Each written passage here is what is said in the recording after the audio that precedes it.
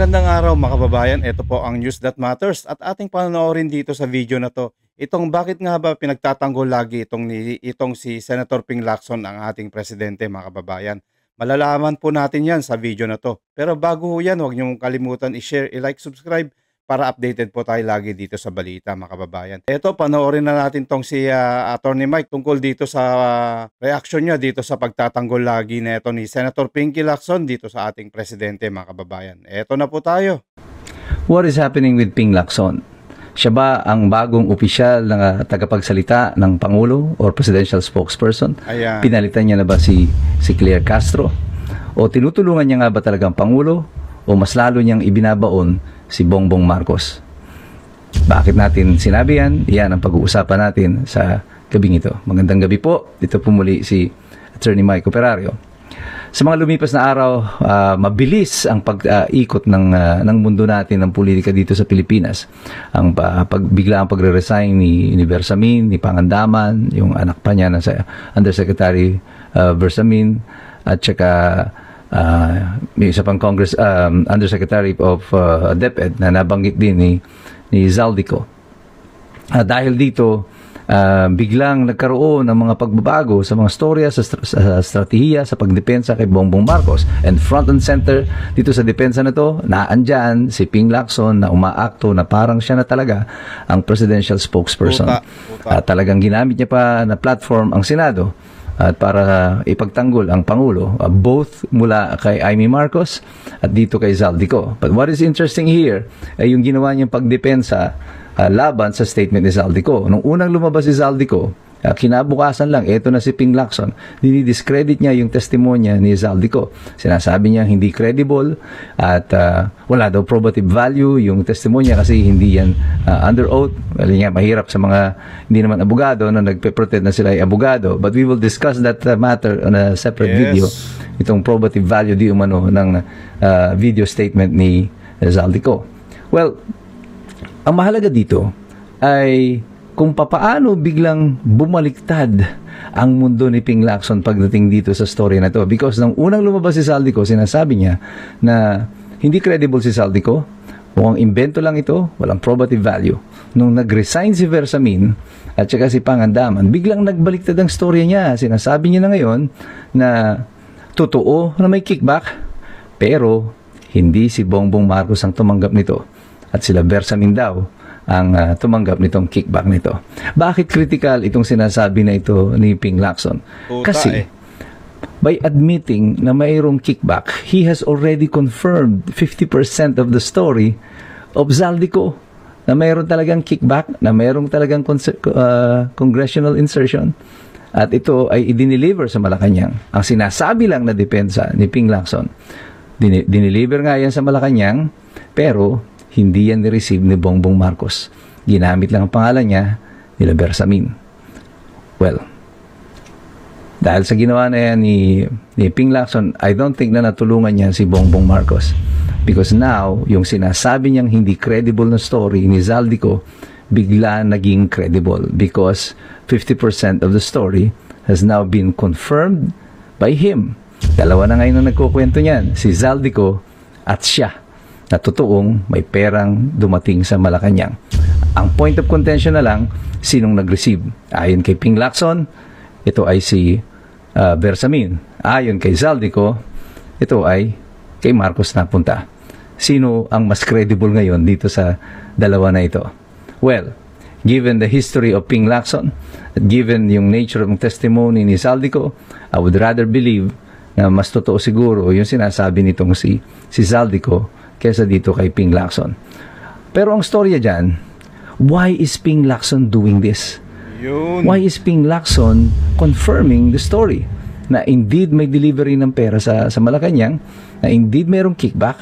Ang hindi lang niya kinonfirm is that it's Bongbong Marcos who received it. Because by admitting that there is may corruption, may kickback talaga na pera na tinanggap dyan sa Malacanang, ang sinasabi lang niya na hindi ito alam ng Pangulo. 100 billion pesos transaction, 25 billion pesos na kickback na commission, and the president doesn't know anything about it. Actually, ang sinasabi ni Ping Lacson is that our president is incompetent. Kahit nasabihin niya na nga, kagaya ng sinabi ko na noon sa marami nating video, na maaaring hindi nga corrupt yung Pangulo, pero by admitting this, na wala siyang alam pa rin tungkol dito, Ping Lacson is now confirming that the President is also incompetent. Bakit niya ginagawa ito? What is he doing? And why is he speaking for the President this way? Bakit siya ganitong umasta na parang tinanggalan niya na ng trabaho si Claire Castro? Libre ba yung kanyang pagkilos bilang presidential spokesperson? At sabi ko nga sa inyo noon pa, sa politika, walang libre. Everything has a price. Pera-pera lang yan, makababayan. Kung wala kang perang natatanggap, hindi naman ito poprotektahan ni Ping Lacson itong si BBM, mga kababayan. Kaya itong si Ping Lacson, mga kababayan, tuta ito. Wag ho tayong maniniwala dito. Kapag nandyan ho sa Senado, nangyayari po yung mga paglilihis at iniiwasan matimbog itong sila Romualdez at saka itong sila BBM, mga kababayan, at saka itong si Saldico. Obvious po naman dahil kapag nabulilyaso kasi at natimbog itong sila Romualdez, syempre damay-damay po lahat yan. Hindi magpapakahirap itong si Tito Soto at si Ping Lacson na didepensa ng Pangulo this way and this much, nang ganun-ganun lang yun. I mean, if there are about 450 billion pesos na pinag-uusapan dito ng mga flood control projects just in 1 year, it's about 1.2, 1.3 trillion in 3 years. At alam mo yan, halimbawa, ikaw ang naatasan, hoy, ipagtanggol mo ako harangin mo lahat yung impormasyon na yan tungkol sa akin. Kasi 1.2 trillion ang pinag-uusapan dito. Ikaw ba, papayag ka na ang ibibigay sa'yo out of that 1.2 trillion na transaction na yan, yung mga pitchi-pitchi lang, yung mga pangkakaning itik? Hindi siguro. Kailangan mo dyan, yung medyo mahilab-hilab, di ba? This is the thing that is running to the mind of many people right now. Alam kong ito rin ang iniisip ninyo. I'm just echoing this sentiment. Na bakit ganito ang klase ng pagdepensa nila kay Bongbong Marcos na masidhing-masidhi na parang gusto na ni Ping Lacson siya na yung mag-presidential spokesperson dun sa Malacanang. Well, meron ba siyang additional compensation for doing that? Well, only he can tell us probably in time. But tayo, malaya tayong bumuo ng ating mga sapantaha base sa impormasyon na nakikita natin sa kasalukuyan. The important thing right now is that I don't think that Ping Lacson is actually helping the President right now. Yes, correct. Mas malamang pa na nakakadamage siya lalo sa Presidente. Akalain mo, ikumpirma mo na totoong may nakawan dyan sa Malacanang. At ang depensa mo, wala lang talagang alam yung aking Pangulo. Yun ang kanyang depensa. Or maybe, baka totoo yung sinasabi ni Amy Marcos that these people around Bongbong Marcos is using him. They fed him drugs to keep him high all the time so that they can abuse. Pero even if it is true, that will be no valid excuse. But now, I truly understand kung saan nanggagaling yung sentimiento ni Senator Amy Marcos. Bakit ganun na lang kasidhi ang kanyang damdamin nung nagpapahayag siya ng kanyang saloobin tungkol sa kanyang kapatid na si Bonget, si President Bongbong Marcos.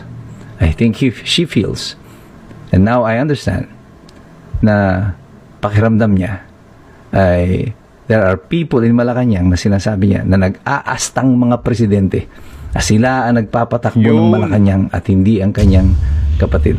But even if that is true, that will still spell disaster for the Philippines kapag ang ating Pangulo ay hindi siya ang umaaktong presidente at pinagkakatiwala niya ito sa mga taong hindi naman inihalal ng taong bayan. Ang pagsasamantala ay siguradong naririyan. Pero tayong lahat, patuloy nating tututukan ng mga ito. Babantayan natin sila. Huwag tayong basta magpapabola sa mga sinasabi ng mga politiko nito. And there's so much more here than what meets the eye. Kaya patuloy tayong magmasid, patuloy tayong makilahok, patuloy tayong mag-aral sapagkat mahirap makialam ang taong walang alam. God bless you, God bless us all. Ayan mga kababayan, maraming salamat po Attorney Mike na itong si Ping Lacson tsaka itong sila BBM talagang disaster dito sa gobyerno natin. Isa itong tuta ni Marcos mga kababayan. Kaya wag mo tayong magtitiwala dito kay Lacson na kung saan nandyan sa Senado na bumalik na naman dito sa Blue Ribbon Committee isang tuta ng administrasyon mga kababayan. Itong ating presidente, walang duda na ito ay hindi naman siya talaga nagpapatakbo dito sa ating bansa.